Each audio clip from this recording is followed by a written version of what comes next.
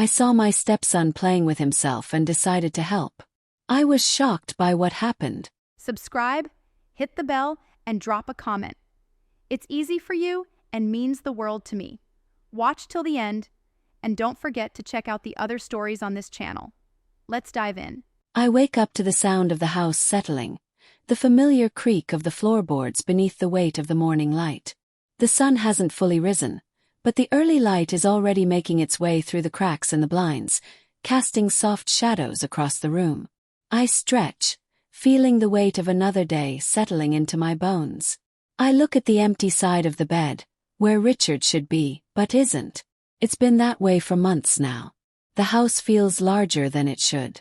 Every room echoes with silence, even the kitchen that should be bustling with the sounds of life. Instead, I find myself alone more often than not.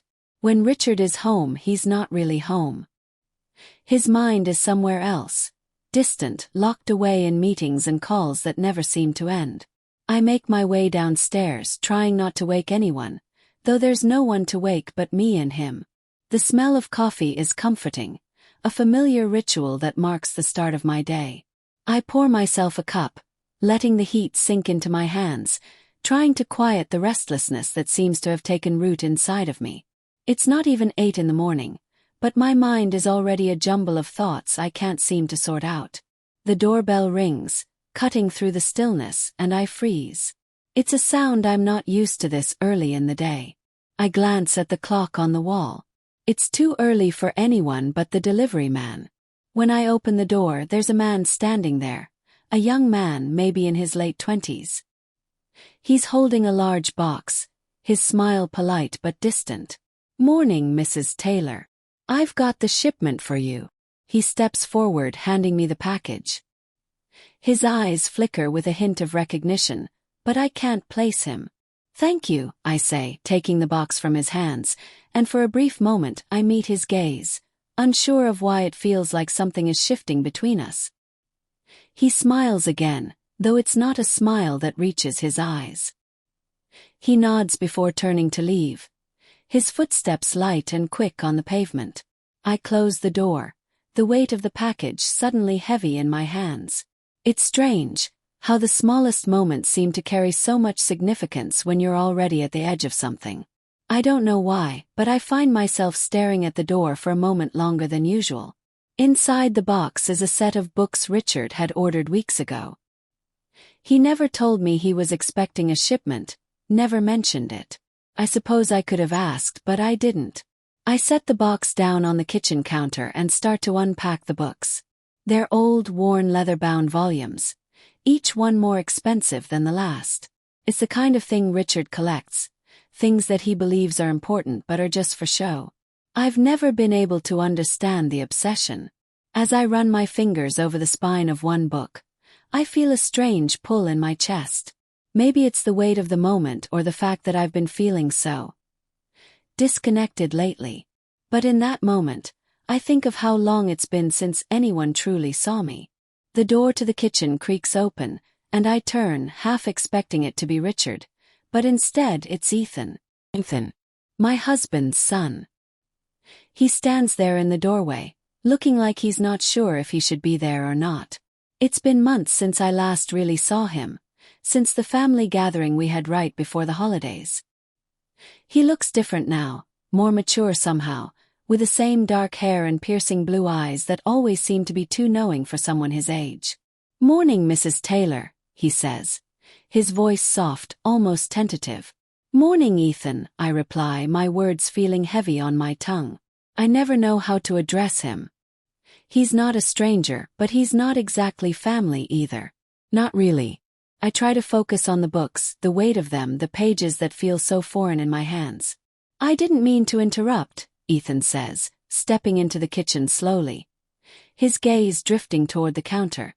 "You're not interrupting," I reply, even though I feel like I'm the one being interrupted, like something inside of me is being pulled open when I would rather keep it closed. He hesitates for a moment, then steps closer, his gaze dropping to the package on the counter. "More books." I nod, forcing a smile that feels more like a mask than anything genuine. I didn't know you were into old books, he adds. I thought Dad was the only one with that obsession. The mention of Richard's name feels like a weight I can't lift, especially as I glance at Ethan. His eyes are on me now, studying me, watching me in a way that feels different. It's subtle, but it's there. I've been around long enough to appreciate the classics, I say, keeping my voice light. Ethan doesn't say anything else. He just stands there, looking at me for a moment too long before finally turning toward the door. I'll be in my room, he says quietly. His voice not quite as confident as it usually is. I watch him go, the silence between us stretching for a few seconds longer than it should. I can't shake the feeling that something is shifting, like we're both on the edge of something neither of us understands. And then, like a passing breeze, he's gone. The silence returns, but it feels different now. Feels heavier. It's not unusual for Richard to be distant. He's always been preoccupied with work, with clients, with his own ambitions. But lately it feels like the distance between us has grown. I can't remember the last time we had a conversation that didn't revolve around business or obligations. Sometimes I wonder if he even notices when I'm standing next to him, if he hears me when I speak, or if I'm just a part of the background. I wish it were just a phase, something we could get through, but as the days pass, the gulf between us only seems to widen. Even the small moments, shared meals, casual conversations, feel mechanical. It's late afternoon when Richard walks through the door. I don't know why, but my pulse quickens and I try to ignore it, busying myself with putting the final touches on dinner. The smell of rosemary and garlic fills the kitchen, and I tell myself that it should be enough, that it should be something that brings us back together. But it doesn't. He greets me with a quick kiss on the cheek, a gesture so practiced I barely register it. His eyes are distant, his thoughts elsewhere, and I don't blame him. I do the same thing, turning off pieces of myself so that I can keep moving forward. I'm sorry I'm running late, Richard says, pulling off his coat. I've got a meeting in an hour, but I'll try to be back in time for dinner. Of course, I reply, trying not to sound too disappointed. We both know he won't be back in time. He never is. He heads to his office, leaving me standing in the hallway. The silence hangs in the air, like something unspoken, something heavy that neither of us wants to address. And just like that, he's gone. I exhale a breath I didn't know I was holding. It's not that I want him to stay, not really. I don't know what I want anymore, and that, in itself, is unsettling. But I do know that something is missing. The pieces of my life seem scattered, like an old puzzle no one cares to finish. I push the thought away and focus on setting the table. The kitchen is warm, the oven hums in the background, and for a moment, I let myself pretend that everything is fine.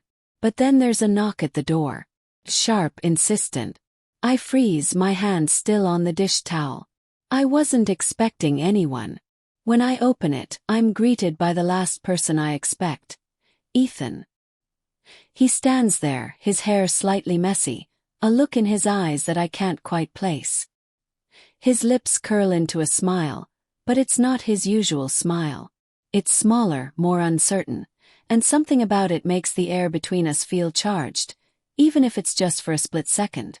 I hope I'm not interrupting, he says. His voice unusually quiet, like he's testing the waters. I'm caught off guard, but I smile, pushing my surprise aside. No, of course not. What's up?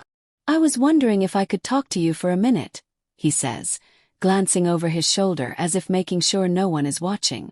Subtle, but I notice. I step aside, opening the door wider. Sure, come in. He hesitates for a moment before stepping over the threshold. There's something different about him today. His usual confidence, the easy way he carries himself, feels off. He's more subdued, like he's holding something back, something he wants to say but doesn't quite know how. I was just thinking about stuff, Ethan says as he lowers himself onto the couch in the living room. His eyes flit around the room, like he's not quite sure where to focus. Stuff? I ask, sitting across from him. Yeah. He sighs, the sound thick with something I can't identify. Like, I don't know. Things have been weird around here lately, haven't they? I don't know how to respond to that. Instead, I sit back, my gaze landing on him, studying him more closely than I ever have before. There's something different in the way he's looking at me, and I can't shake the feeling that something has shifted between us, even if it's just beneath the surface. I force myself to speak, to break the silence that feels heavy in my chest. What do you mean by weird? You and Dad, Ethan continues, his voice quieter now. It's like you're both in the same house, but you're not really here. I don't know if you're pretending or if it's something else, but it's different. His words cut through the space between us, and I feel a tightness in my chest. I should say something, defend Richard, defend myself, but the words don't come. I'm just worried, Ethan says, his eyes meeting mine. Not just about you and Dad, but I've been noticing stuff. You seem off. I swallow hard, trying to control the sudden rush of emotion that rises in me. It's as if he's opened a door to something I've been pushing down for too long. And suddenly I want to tell him everything. But I don't. Instead, I say nothing. Ethan shifts uncomfortably on the couch. I know I'm probably just overthinking this, but I've seen the way things are between you two.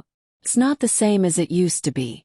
I cut him off, the words coming out sharper than I intend. You don't know what it's like. You don't know what's going on between me and your father. His gaze hardens, and for a moment, I regret the sharpness in my tone. But it's too late now. He looks at me as if he's seeing me for the first time, really seeing me. And I don't know if that's a good thing or not. I didn't mean to upset you, he says, his voice softening. I just wanted to talk. I don't know, maybe I'm just being nosy. I take a deep breath, trying to calm the storm inside me. It's fine, I say, though it feels like anything but fine. I just need some time, okay? Things will work themselves out. Ethan stands up, his shoulders slightly slumped. I get it. I'm sorry.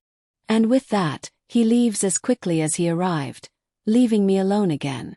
But this time I'm not sure what to feel. I'm left with the uneasy sense that Ethan's words were more than just an observation. They were a warning. The following days pass in a blur of half-formed conversations and fleeting glances. Richard's absence feels more pronounced now, even though he's physically here. He goes to work early, comes back late, and we exist in the same house but on different planes. I've never felt more alone. Ethan's visit lingers in my mind. I don't know why it affected me so deeply, but his words stay with me, echoing through the quiet spaces of our home. He sees something I don't know how to face. But what is it? What has shifted? I try to tell myself that I'm overthinking, that Ethan is just being a concerned son, but deep down I know there's something more. He's been right in ways I don't want him to be. Things are different not just between Richard and me but between me and everything else. The cracks are getting harder to ignore. On Thursday night, Richard is late again, the house growing darker as the minutes stretch on. I find myself pacing through the living room, absent-mindedly wiping down surfaces that don't need it.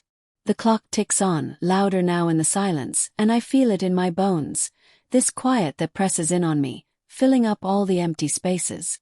I hear the sound of Richard's car in the driveway, and my stomach twists. It's not relief that floods through me. It's something else, something I can't quite name. I stand in the doorway, waiting for him to come inside, and when he finally does, there's no apology in his eyes. No acknowledgement that he's been gone longer than he said he would be. Hey, I say, trying to sound casual as I force a smile. How was the meeting? Busy, he replies, tossing his keys onto the kitchen counter. He doesn't look at me, not really. His eyes are focused on the papers in his hands, already moving past me as though I'm an afterthought. I swallow the lump in my throat and try to make the most of the brief moment when we're both in the same room. I made dinner, I offer, my voice almost too soft. Not hungry, he mutters, barely glancing up. I've got to get through these reports. I nod, feeling the air between us grow colder. Every word feels like a missed opportunity, a chance for something real that I can't seem to reach. Richard retreats into his office, leaving me standing there, feeling small in a way I haven't in years. I stand for a while longer, staring at the plates on the table, the food cooling in front of me, and something inside me breaks. Not loudly, not all at once, but I feel it, a quiet, shattering realization that this, whatever this is, it's no longer enough. I force myself to walk to the living room, to sit down on the couch, but the space between us feels vast. I hear him in his office typing away, and I wonder if he's thinking about me, if he's even aware that I'm here. Does he know I'm struggling? There's a knock at the door again, and this time it's not Ethan. I feel a sudden knot of tension in my stomach, unsure of who it could be. I don't even know why I feel that way. It's just the lingering unease that's been following me around. I open it and see a familiar face. Chris, the neighbor from a few houses down. We've exchanged pleasantries before, but we've never really spoken much. He's standing there now, hands shoved into his pockets, his expression unreadable. "I hope I'm not interrupting," he says, his voice low but steady. "I was wondering if we could talk." Hesitate. There's something about the way he's standing there that makes me pause. The smile on his face doesn't quite reach his eyes. "Sure," I reply, stepping aside to let him in. "What's on your mind?" We sit in the living room, and for a moment it feels like we're pretending to be normal. Two neighbors having a casual conversation. But it's not normal. I can feel it in the air, the tension between us, unspoken but they're all the same. He looks at me in a way that's unsettling, like he knows something I don't. "I've been meaning to check in on you," he says, his voice softer now. "You've seemed off lately." Freeze. It's not the first time someone has noticed. Ethan, Richard, even Chris now. The weight of their concern makes my skin crawl. They see something and I don't know how to explain it to them. How can I tell them that I feel like I'm losing myself? "I'm fine," I say quickly, the words slipping out before I can stop them. "Just a lot on my mind, I guess." Chris tilts his head, studying me with an intensity that makes me uncomfortable. "If you ever need someone to talk to, you know where I am," he says. His voice gentle but with an edge that I can't quite place. For a moment I want to tell him everything. The loneliness, the emptiness, the constant ache that never goes away. But I can't. Instead I force a smile, one that feels like a mask, and nod. "I appreciate that," I say, standing up. "But really I'm okay." He doesn't push it further. He just stands, nods, and walks toward the door. But before he leaves, he turns back to me, his eyes lingering on mine. "You're stronger than you think," he says, his words carrying a weight that feels too heavy for this moment. "Don't forget that." And then he's gone, leaving me alone once again. I sit back down, my heart racing, but there's no relief, no clarity. Only the quiet hum of the house and the weight of everything I'm carrying. I wonder if anyone else feels this way. If anyone else understands what it's like to live in a space that's empty, even when it's full of people. The hours stretch on, and I find myself waiting for Richard, waiting for something to change, but it doesn't. And as the night deepens, I realize that maybe, just maybe, the change has already happened. The tension between Richard and me stretches thinner each day. There's something suffocating in the way we move around each other, like we're both waiting for something, anything, to happen that will give us an excuse to break this silence. It's Thursday night when it first becomes undeniable. I'm folding laundry in the dim light of the living room, the soft shuffle of fabric the only sound breaking through the quiet house. I've been doing this routine for weeks, trying to keep myself busy, trying to ignore the quiet dissonance that's growing inside of me. But tonight feels different. The air feels thick, heavier than usual, and I can't shake the feeling that something is about to happen. The door slams open, and there he is, Richard, standing in the doorway, looking at me with a look I can't place. His face is taut, jaw clenched, but there's something in his eyes, something unfamiliar. "You've been avoiding me," he says, his voice rougher than usual. It's not a question, it's a statement. I don't answer right away. I don't know what to say. I've been avoiding him. I know I have. But the truth is, I don't know how to face him anymore. Not after everything that's happened. Not after what we've done, or rather what I've done.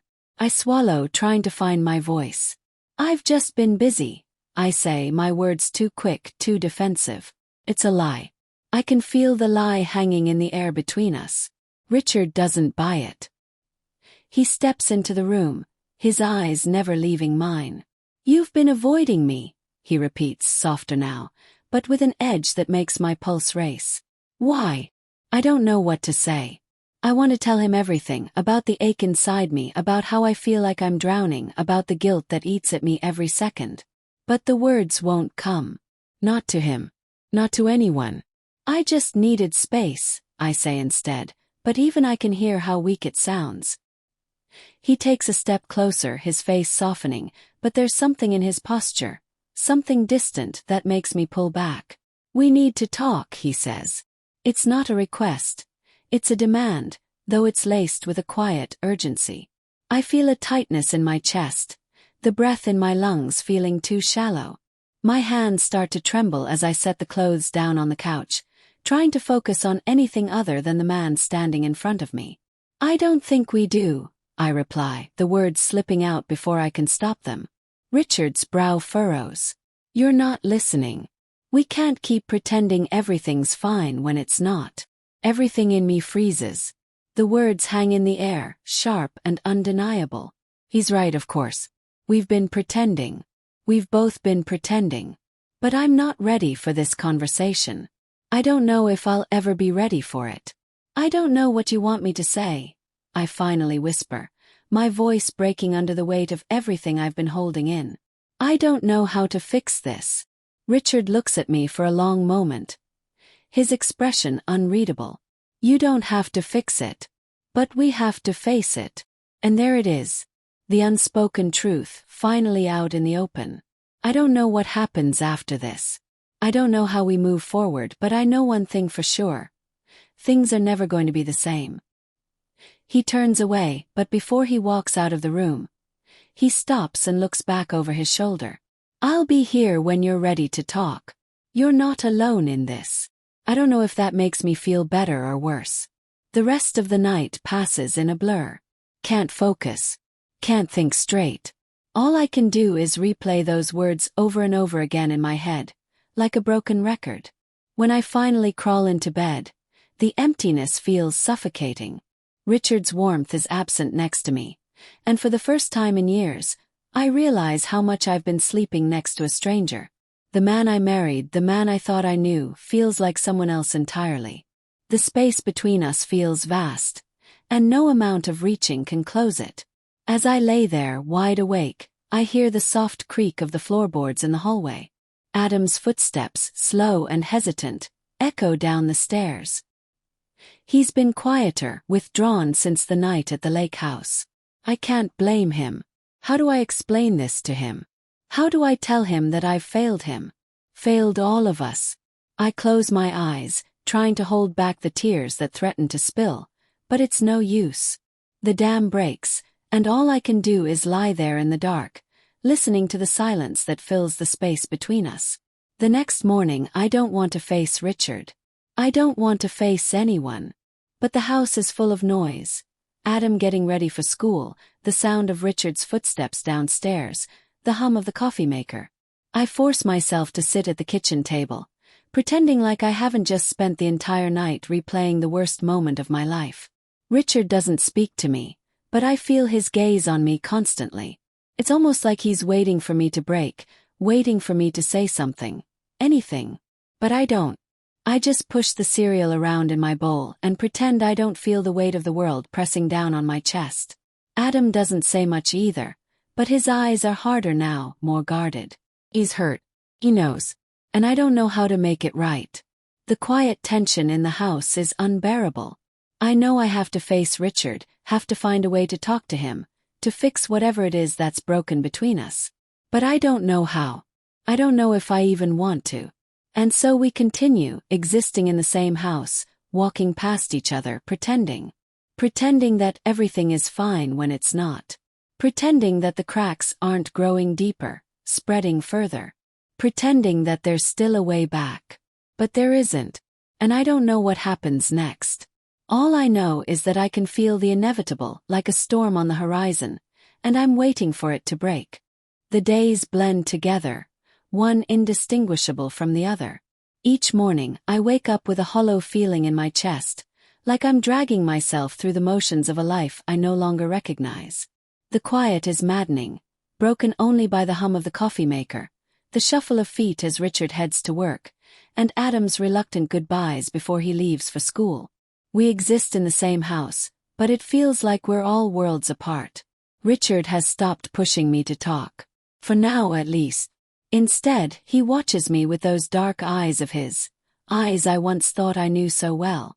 Now they feel like a foreign language I can't understand. I wish he would yell at me. I wish he would say something, anything, to shatter this fragile stillness between us. But instead he says nothing. He's waiting for me to break, waiting for me to step forward and bridge the distance between us. But I can't. I don't know how. I think about the night at the lake house constantly. The way my body responded to him. The way I let myself slip into something I hadn't allowed myself to feel in years. The touch, the fire, it was all so overwhelming. But now, in the cold light of day, I'm left with the wreckage. The guilt. The shame. The ache that never goes away. Adam has become quieter since then. He keeps his distance. His gaze avoiding mine like he's afraid to see something he can't unsee. Kills me. I want to tell him everything. Explain how lost I am, how broken I've become, but the words stick in my throat. How could I possibly explain to my son that I've ruined everything?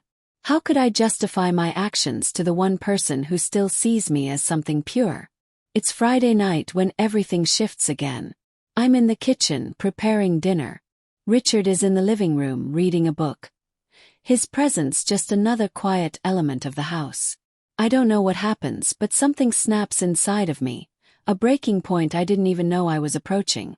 The sound of the doorbell rings through the silence, startling me. I glance up, confused. Who could be visiting this late? I turn to Richard, who doesn't seem to have heard it. He's lost in his book, unaware. I pull myself out of my trance and move toward the door. When I open it, I'm taken aback by the sight of a familiar face. It's Vanessa. My heart skips a beat. She stands on the porch, looking as beautiful and put together as always. Her smile warm but tinged with something else I can't quite place. Vanessa. I whisper, surprised to see her here. I know it's late, she says, her voice light but urgent. But can we talk? I hesitate, uncertainty flooding my chest. What could she possibly want? What could she have to say that I'd want to hear? But I don't know how to say no. Not to her. I step aside and let her in, closing the door softly behind her. She walks into the living room, pausing just for a moment when she notices Richard sitting there. He glances up, his eyebrows furrowed as he meets her eyes. The air between them is thick with something unspoken. I'll leave you two alone, he says, standing up and walking past me without another word. The tension that follows is palpable, and I wonder briefly if he already knows. Once Richard is gone, I turn to Vanessa. What's going on? I ask, my voice quiet but steady. Vanessa lets out a deep sigh, sinking into the couch like she's been carrying a heavy weight for days. I don't know if I'm doing the right thing, she says, looking at me with a conflicted expression. But I can't keep this from you. My heart races. The moment feels too heavy, too loaded with the kind of importance I don't want to face. What are you talking about? She meets my eyes, and for the first time, I notice the tears threatening to spill. It's about Adam, she says, her voice breaking slightly. I think he knows. Freeze. The blood drains from my face, and I feel like the room has closed in around me. What do you mean? Ask, my throat tightening. Vanessa hesitates before continuing. He hasn't said anything outright, but he's been acting different, distant. He's been asking questions that I can't answer. And he's been watching you, your every move. He's not blind, Claire. He's picking up on things I'm afraid he's too young to understand. The weight of her words crashes down on me. My son, the one person who I still hope I haven't completely lost. He knows. He's starting to piece it together, and I have no idea how to stop it. No idea how to fix this. The guilt that I've been carrying becomes unbearable, pressing down on me with such force that I can't breathe. How could I have been so careless? How could I have let it go this far? And now I'm faced with the harsh truth that the one thing I feared most has already begun to unravel. Vanessa looks at me, her expression soft but full of concern. I didn't know who else to turn to, she says quietly. I don't want to see him get hurt. I close my eyes, trying to steady my racing thoughts.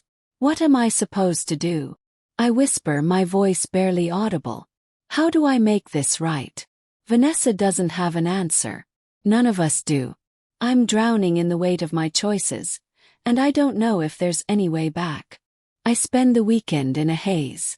Vanessa's words echo in my mind, constantly reminding me of the irreparable damage I've caused. I wish I could bury myself in work, in mindless distractions, but nothing works. My mind keeps drifting back to Adam. His innocent face, his eyes that no longer look at me the same. I'm haunted by the knowledge that he's starting to see through the cracks I've so carefully hidden. Richard barely speaks to me anymore.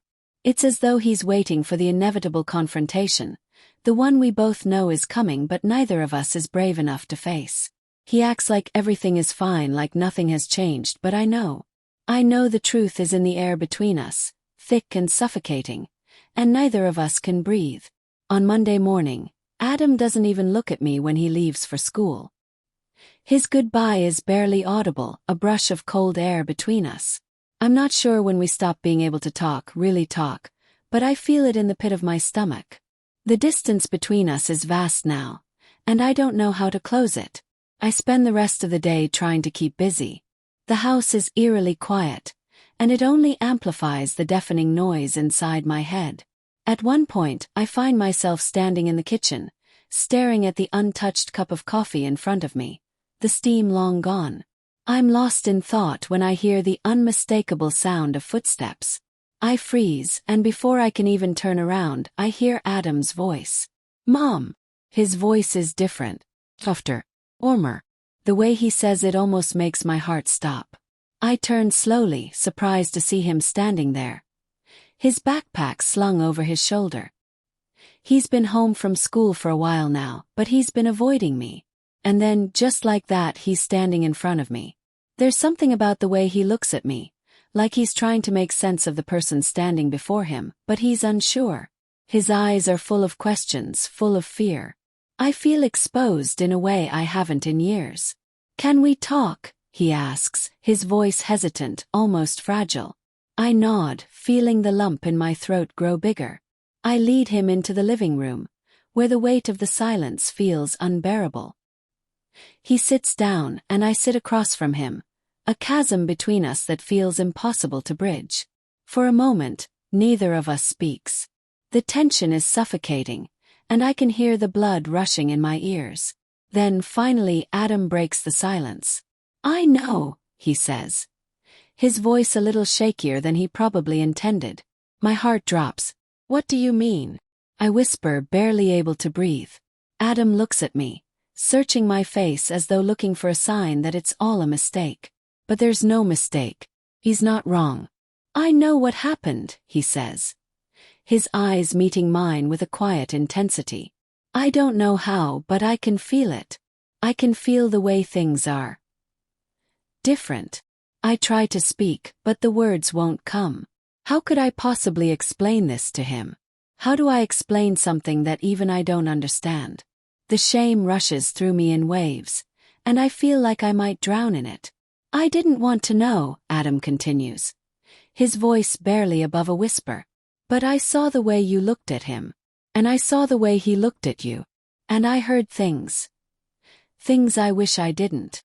I close my eyes, unable to look at him anymore. Adam, please. The words catch in my throat. You don't understand. I never wanted you to know. Never wanted you to be hurt by this. I don't understand, Mom, he interrupts, his voice firm but pained. But I'm trying to. I'm trying to understand why you would do something like this. Why you'd let something like this happen. The guilt is unbearable. I want to reach out to apologize to make it all right again, but I know I can't. Not with words. Not with anything. I don't have an answer for you, I admit, my voice breaking. I don't know why I did it. I don't know how I let myself get here. But I know it's wrong. And I know I hurt you. Adam falls silent. He's not angry, not in the way I expected him to be. Instead, he looks lost, like he's trying to find the pieces of himself that I've broken apart. I don't know what to do with this, he finally says, his voice soft. I don't know if I can just forget about it. But I don't want to lose you, Mom. I don't want to hate you for this. I feel a tear slip down my cheek before I can stop it. I'm so sorry, Adam, I whisper, reaching out to him. I never wanted to hurt you. I love you so much. He doesn't say anything, but he doesn't pull away either. For a moment we sit in silence, the weight of everything hanging between us. When he finally stands to leave, he pauses at the door. I'll try to understand, he says softly. But it's going to take time. I watch him go, my heart breaking. I've lost him in a way I'm not sure I can fix. Later that evening, Richard comes home, and I know that we can't pretend anymore. We can't ignore the truth any longer. The truth that hangs over us like a storm, waiting to break. He doesn't speak when he walks in. I don't either. There's nothing left to say. We're both broken, and all I can do is hope that maybe, just maybe, there's a way to rebuild. A way to fix what's been shattered. But I know deep down that things will never be the same. They can't be. And as I sit there in the silence of our home, I realize that sometimes the hardest thing isn't facing the truth. It's learning to live with it. The weight of the secrets we keep, the mistakes we make, can break us. But maybe, just maybe, they can also set us free.